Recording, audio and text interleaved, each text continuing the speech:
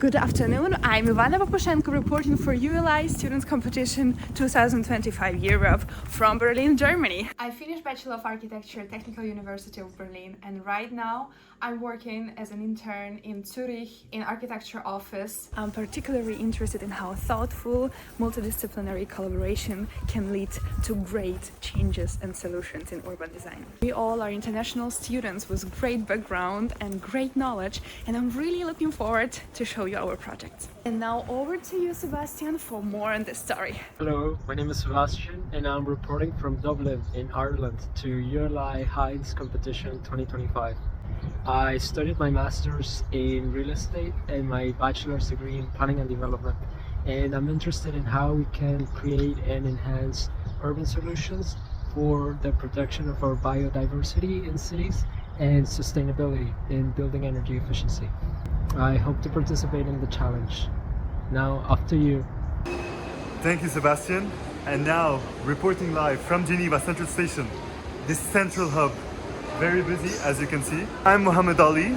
I did a bachelor's in architecture in Switzerland at TPFL, and now I'm pursuing my master's in architecture with a minor in management and real estate. I really like our team, and such a very diverse team from different backgrounds that each one is helping in their own ways, which is something that is so nice. Can't wait to show you the video. Okay, it's my turn now. Hello, my name is Ulash and I'm currently pursuing my master's in real estate at EBS University in Österreich-Winkel, located near the beautiful Rhine River in Germany. Through our case studies and practical experiences, I have developed a deep passion for transforming urban spaces into eco-friendly, socially inclusive environmental areas. I'm particularly focused on creating projects that not only improve sustainability positively to the local commercial ecosystems. I am excited to apply these concepts with my team colleagues in our projects. Imagine a neighborhood in the heart of Warsaw that breaks away the typical urban blueprint of towering skyscrapers and profit-driven projects. While we were thinking about what building should we choose for segment 2, we wanted to go out of box. So here it is, Jazdów project in Warsaw. No skyscrapers, no billion-dollar investments, no gentrifications. Now maybe you're gonna ask, why does this matter for the future of urban development, and why did we choose this example? Actually, Jazdów shows that cities don't need to be built from scratch to be revitalized. By listening to and working with existing communities, more meaningful and long-lasting change can be achieved. Some important key points of this project: adaptive reuse over demolition. Jazdów's iconic Finnish wooden houses, originally built as temporary housing after World War II, have been repurposed into cultural hubs and special spaces. This approach shows that sustainable urbanism doesn't always mean building something new. It can mean creatively reusing already existing buildings. Another point is, of course, community engagement and youth involvement. About 70% of residents regularly join town hall meetings, helping shape local decisions. This strong community involvement has boosted engagement by 45%. More than 2,000 children have participated in eco-education programs, building community values from an early age. The key takeaway: the future of cities is about people and not just about buildings. Also, it shows that participatory urbanism isn't just a theory. Jazdów proved it's a scalable, functioning model that can be applied to other cities. This approach empowers residents to lead bottom-up development initiative, reflecting their real needs instead of having changes imposed on them. This project shows that it's really important to pay attention what already exists, to discover it, to research it, to go deeper in history, and to make some interviews, to pay attention on people and community. So we know the typical traditional city centers that replaces greenery with concrete. Jazdów does the opposite. Nestled in the heart of Warsaw, this neighborhood is a low-density, pedestrian-friendly oasis filled with garden, trees, historic wooden houses, and it demonstrates how cities can grow without sacrificing nature. Jazdów, instead of relying on private investors seeking financial returns, operates through a mix of municipal funding, European grants, grassroots crowdfunding, and non-profit initiatives. This alternative funding model ensures that the neighborhood serves public interest, This hybrid financing for public good comes from a balanced mix, around 50% in municipal funds, 30% in European grants, and 20% in grassroots crowdfunding revenue generated through organizational activities, donations, and not-profit initiatives. Other non-financial contributions are the provision and access to buildings. This model ensures that the development prioritizes community needs over profits. Yazdov isn't your traditional investment model. Here, no commercial developers, no profit-driven motives. Yazdov rejects the standard model of urban growth driven by real estate speculation. Instead of high-end apartments or office towers, the district is managed through co-governance where decisions are made collectively by residents, NGOs, and city authorities. That said, developers still play an essential role. In our opinion, merging a human-centered approach, community involvement, public forums, and feedback into the development process creates more inclusive and effective urban spaces, so it's a win-win for both sides. Moise Bunker in Berlin. It's impossible to ignore this building. A concrete monolith that looks like it's from another planet. Brutal and mysterious. But behind the sci-fi silhouette lies a story that challenges us. Built in the 1970s, it served as a research facility for animal testing. Language of this architecture doesn't speak, it screams. We decided to confront this history and rewrite this future by not destroying the building. So for that, our vision is to carefully reuse the mouse bunker, ensuring that nothing is demolished. We'll cut and repurpose the existing concrete walls and use those same walls to build another building, ensuring that our building produces as low waste as possible.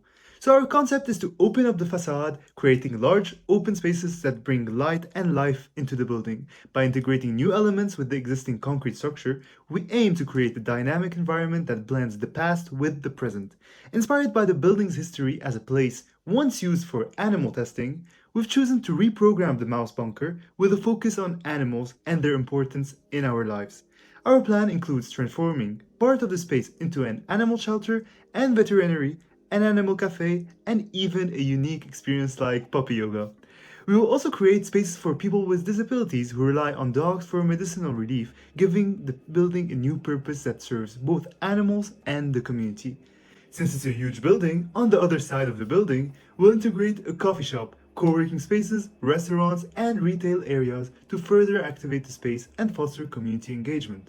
And at the top, the upper 2 floors will be dedicated to student housing, making it a dynamic mix of residential, social, and commercial uses. Assessing financial viability, the building finished construction costs in 1981 were of 126 million Deutschmark, around 65 million euro today, and to redevelop the approximately 18,000 square meters of usable space, a cost of around 35 million euro is likely according to our estimations.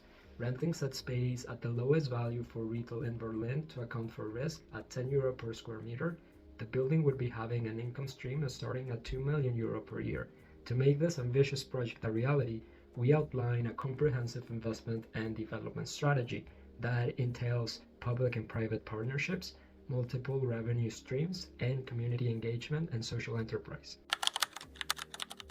Now let's talk about segment 4. Our first idea is a subscription-based retail model.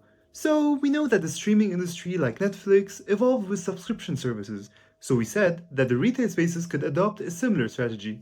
Shoppers would pay a monthly subscription to gain access to exclusive deals, curated collections, or early access to product launches. This model would increase foot traffic by encouraging repeat visits while fostering a sense of exclusivity and community.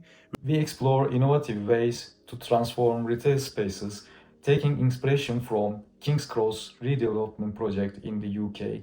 Here was thought to boost community engagement, attract tenants and revitalize urban retail hubs. This project has shown us how a rush site of an urban area would be transformed into a hub that people could there together have fun and relax. This circulation would naturally have a positive impact on retail purposes. We also want to introduce our mixed-use spaces and mobile coffee shops with a get a coffee or snack break concept. Mobile coffee shops around the co-working spaces, creating a welcoming and productive atmosphere. Another idea of bringing retail spaces into something special, retail thrives when it connects with heart and not just with wallets. Why just shop when you can also learn something new? It shouldn't be theory-based, it can also be workshop or any exhibition. Teach them how to reuse, how to repair, how to fix it, and they will come back to you.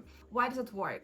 Education-driven engagement. People gain practical, eco-friendly skills connecting with this retail space. Workshops become social events, connecting different people from different groups all together. Just add a DJ. Our next idea is to integrate live DJs. It's becoming trendy to have DJs in restaurants, coffee shops, and even supermarkets. So why not bring this concept to retail stores, offering shoppers a unique experience that makes them more likely to buy and come back to the store again. Les Ronds-Vincent in Paris has become a meeting and working place for people, with some living in the residential shelter part and others working in it every day. The location is formerly known as the Saint Vincent de Paul Hospital. In the Paris metropolitan area, there are several million square feet of offices and housing that are empty on the outskirts of the city. And on the other hand, there's a generation of project leaders with projects working on a short-term timeline who need an incubator for cultural or community initiatives, or startups that are too discreet to find their spot on the market. So this project tries to connect these empty venues with the project holders by getting in touch with the landlords and advocating for the benefits of the temporary takeovers. Part of the real estate vision has been to create a strong social and solidarity economy dimension